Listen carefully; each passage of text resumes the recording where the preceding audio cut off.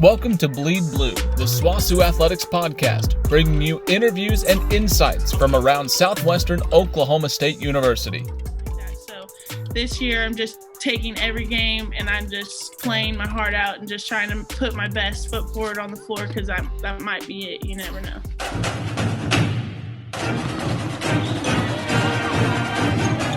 Be in attack mode for 90.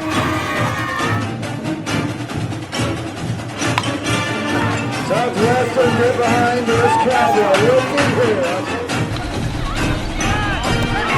Touchdown Bulldogs.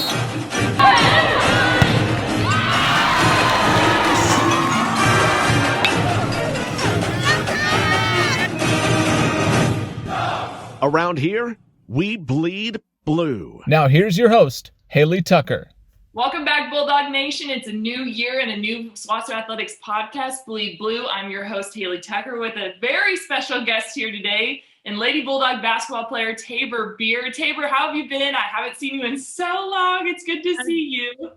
I've been so good. It's so good to see you. When Coach told me you're doing a podcast with Hailey, I was like, oh my gosh, I get to see her again. It's been like forever. So I'm really glad to be here with you and to be actually playing on game week this week. So, yes.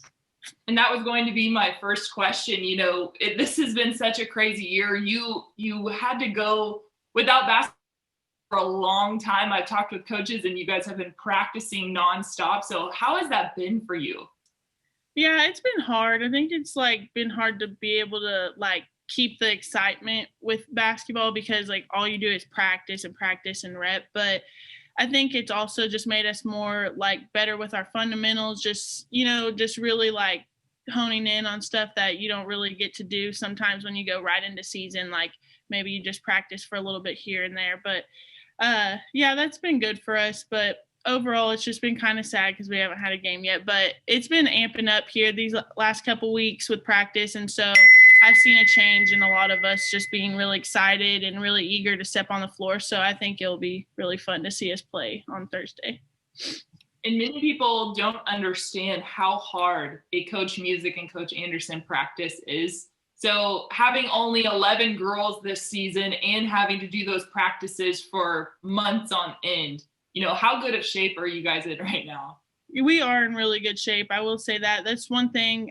We've played a lot of up and down more than we ever have prior practices, just game repping over and over again. And there's only 11 of us. So, one's only sitting out most of the time, and you only probably sit out one quarter. So, yeah, that's one thing I have seen a lot different is that we have played so much more that in game shape. I think we're in a lot better game shape than I thought we would be for sure.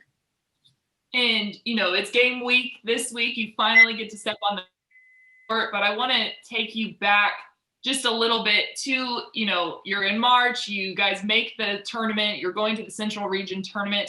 And then you're practicing, actually, Coach Music told me. And then what happens? Yeah, we were practicing. Then we go into the lobby because you can't look at the other team practice, So we go behind the tarp, and it was just not even a few seconds later, we get the message. And Central Missouri was on the floor at the time, and I could just see all of them, real upset. And we were just really upset too because it was just are you serious? We just got done practicing, and it was just a sunken feeling. It really didn't set in until after we got back and we weren't playing anymore because it was is this really I kind of thought we would eventually go back in a week or two. I didn't think it was really going to be done for the whole time. And if you would have told me it would still be here, starting this new season, I'd have been whatever. But so, yeah, that's been super hard. But I think just staying the course and just, not letting it affect you and being more positive about things is, that's just what I've had to do. Just be positive and be blessed that we do get to have a game week this week and then just keep going. Well, you blinked an eye and I blinked an eye and you're a senior now. And so losing out on your junior year potentially of what you guys could have done in that post run and the postseason, is that kind of fueling this year's season that you guys, it's really a toss up, you never know if this could be your last game. Yeah. And that's what I was going to say, if you ever asked me, I was like, we're playing every week like it might be our last, because you just don't know with stuff that's going on. So, yeah, I'm just playing every week like it's my last. I'm really, really blessed that we even get to have a game, my senior year. But, yeah, it was definitely quick. I never would have thought that I would make it to senior year after all the hard stuff I went through. I mean, you were there. So it was just like, finally I made it. But yeah, that's super fueling because, I didn't really enjoy the last game I played as a junior. I didn't like how we ended it, and I wish we could have had that one more game because you never want to end it on something like that. So this year I'm just taking every game and I'm just playing my heart out and just trying to put my best foot forward on the floor, because that might be it. You never know. And you've been a part of a legacy. You and I were talking about this before the podcast started, but so you had a brother and a sister play at SWASU. Did that kind of determine your decision to go and play for Coach Music? I guess a little bit. I didn't really like, that was like the full factor, but I just loved SWASU because it's close to home. I'm a homebody. I love being home, and I thought it was cool that, my mom even went here too, and my dad was here for a short period of time. They eventually transferred to OPSU, but they were both here, and then Tate came here and Toby came here. So yeah, I just thought it was like somewhere that was meant for me, and it was really close. And so yeah, that was really cool that we got to share that. And you talk a little bit about your mom. I've seen you guys actually, the coach and player dynamic, when you played for her at Hannah and Leedy. I played for my mom as well. So did that kind of prepare you to play for a coach like Coach Music, who will yell at you as hard as she can?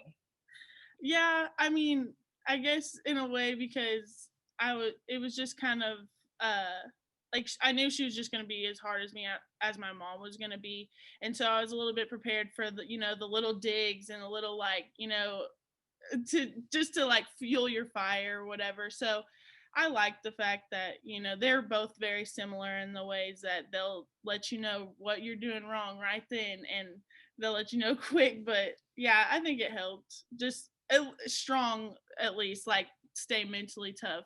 Don't let it like bother you or whatever. And, you're playing for two incredible coaches right now, and you're playing for, I think, the best university in the world. So kind of, I know I always got to plug that, but what does it mean to you to be able to step on the court night in and night out and play for such a great university? Oh, it's amazing. I watch videos over and over of like old stuff, like even our sophomore year. Like it just like gets me pumped and like makes me like feel like a fire inside me. Like, people don't understand how much it really does mean to wear SWASU across your chest. Like it brings pride to you. It makes you feel confident. And, every time I step on the floor, I'm just so blessed and lucky to be a part of the university and the amazing teams that came through, the SWASU women's basketball program. And I will never forget my experience here. And it's made me a better person, a better athlete overall, just being here. And yeah, it's just, I can't even really put into words how much this university has meant to me. But yeah, wearing it across my chest every night really just, makes me feel more confident stepping out on the floor, because I know I'm a part of the best university that's, around. So. And now you're stepping into a leadership role as a senior. So have you had to have this kind of a talk and mentality with the new players and the freshmen who are now on the court with you?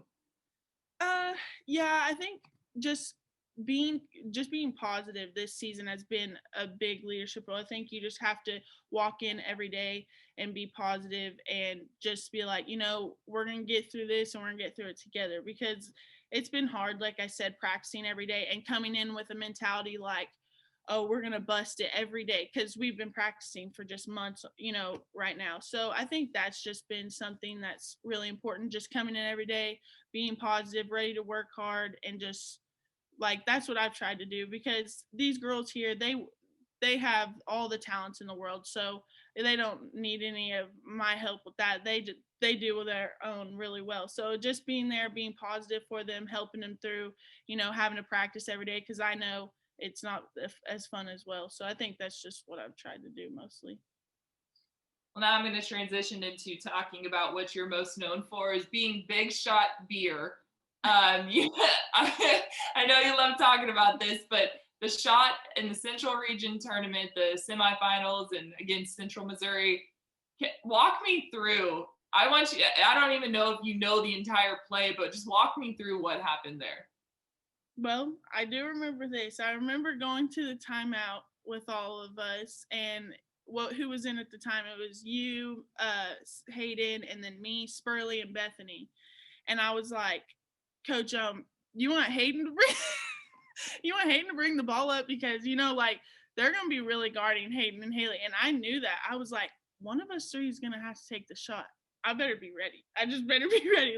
And so that's what I was thinking. I was like, you two were on the same side, which wasn't like normal, because you were usually on the 3 side. So I was like, this backside's wide open, me or Spurley. Which, if you notice, if anyone watches the thing, Spurley is wide open on the layup.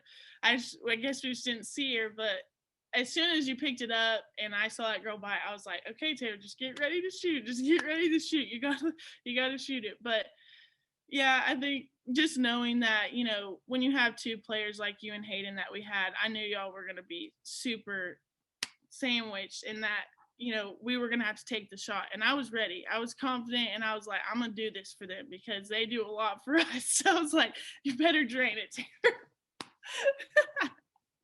And you did. And all I remember is there was a couple ticks on the clock left, and you just had tears, and I had tears at everyone. Well, heck, I thought the buzzer went off, and then they're telling us, no, you still have to play defense. I was like, what? But it was fine. It was fine. Right. And then, we finish out that game. We finish the next game against Fort Hays. You step up into more of a leadership role throughout that season. So has that prepared you for what you're going to have to do this year as a senior?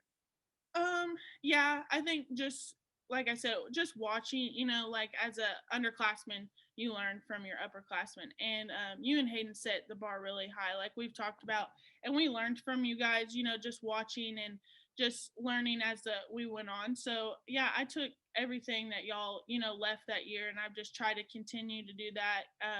Just being positive, just always just keeping your head up high.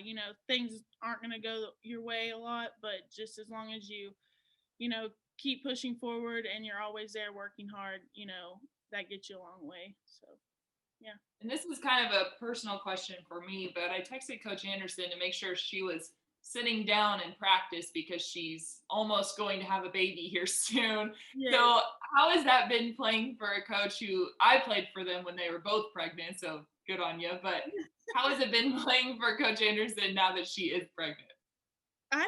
She hasn't been much different. And I guess I don't know, like that. I don't know. I guess that's just how this pregnancy has went, but she really hasn't. She's been the same, super upbeat. She can't hit you with the pad as hard now, but she hasn't really changed as much. And she's definitely, I think she's more probably joyful. Like she's like very like red face, I haven't had her yell at me a lot, which has been good. So I mean, yeah, she hasn't really been any different. Wow, that hurts my heart, because I got my freshman year. And we talked about Coach Anderson, but Coach Music as well. She was a point guard, and she rides the point guards really hard. So, how has that made you into the player you are today from having such an example like Coach Music? Yeah, she definitely pushes me to be my best. I never want to disappoint her. I always get upset when I feel like I have, because she really does. She expects the most out of you. She expects the best out of you, and that's just what you want to give her every night. And she definitely has helped me from being a freshman to now being a senior. I've definitely seen a change and a growth in like the player I have been and everything. And she's helped me every step of the way become that player. So I really do appreciate everything she's done for me and believing in me, because there was a lot of times I doubted myself, but she didn't make me feel that way. She just, keep going, dear. You got to keep going. And so here I am. And we talked about, quite a few things in your career and some great memories. The shot obviously must be top 2 in your great memories, but is there any other memory throughout your career at Southwestern that has really stuck with you the entire time? I mean, yeah, I guess being in that locker room the last game, like that sophomore year stuck with me. Just that like gut wrenching feeling, but also a feeling of pride. Like, like it was horrible. At the same time, I felt like so blessed. So it was like kind of weird. Like I've kept both of those with me because it was like a roller coaster of emotions. I was happy and sad, and it was just mostly to see something end, that I didn't feel like we got to end on the note we wanted to, just has stuck with me. And then also the Fort Hays game, just like boom, coming in and like putting the hammer down, that also was like top 5. I loved that game. That was so much fun. And just a crowd, like I'll never forget that crowd. Do you remember how loud it was? Like I couldn't even hear myself think. I was like, guys, like, do you hear this? Like it is roaring in here. And I'm trying to think. I think last year, I don't know of a specific game, but I just feel like towards the end, I do remember the end stretch, we just really came together and was like, we really want to finish this on a good note. And we got to do that as far as sharing, the title. And I felt like that's something I'll take with me, because we did we struggled a little bit. We had to go through changes with, you guys leaving, and then people needed to step up and take other roles, and, just overcoming obstacles. And I really do think that, we did a good job, especially towards the end. We overcame a lot that, a lot of people didn't expect us to. And I'll take that with me also, because that was really fun to see us, go take a share of it that no one thought we could actually do. We've got Tabor Beer here, Southwestern, your point guard, and you talk about the national championship game from your sophomore year, and then the greater, playing in front of 5,000 plus fans, and you've had really great things in your career that no one else can say that they've had every single year. So this year, what do you guys plan on doing? I plan on keeping the tradition up. I want the title still, the regular season title. I even want the conference title, and hopefully, that we get to move on and do the region. I want the regional title, and I want to make it to the national tournament for the 4th time, well, 3rd time, because we didn't get to do the region or whatever, but I feel like we would have made it. But for the 3rd time, that would just be icing on top of the cake. But if that doesn't happen, just overall, I just want to enjoy every game that we have, left here at this university. And I just want to enjoy my teammates and my coaches. And I just think that, God has a lot of things in store for this team. I think you'll just see a lot, happen this year that no one thought we would get to. So hopefully. Well, Tabor, we're nearing the end of this podcast. I wish I could talk to you forever. I've missed you so much. But this podcast is called Bleed Blue, and we love to ask our people who come on here, exactly why do you bleed Southwestern Oklahoma State blue? I bleed blue because just being a part of a program that molds you in so much of the person you're going to be, in life, just really just makes you who you are. I think, when I leave here, I'm going to be different than who I was when I came. And so I feel like that really does, change the blood in my veins. I'm going to be a better person, and hopefully, just a better coach and everything after, this is over. So I think that's a lot of the reason. It just makes me who I am and makes me better. Well, Tabor, thanks so much for coming on here, and I've missed you, and to all of the other girls that I missed them as well. And thanks again for taking the time this morning to come out and hang out with us. Thank you. Miss you too so much. And thank you for watching episode 9 of our SWASU Athletics podcast, Bleed Blue. We'll see you next time for episode 10 with another very special guest. Thank you for listening to this episode of Bleed Blue, the SWASU Athletics podcast. To learn more about Bulldog Athletics, visit us on the web at www.swasuathletics.com. And as always, go Dogs! Subscribe to Bleed Blue, the SWASU Athletics podcast, wherever you get your podcasts.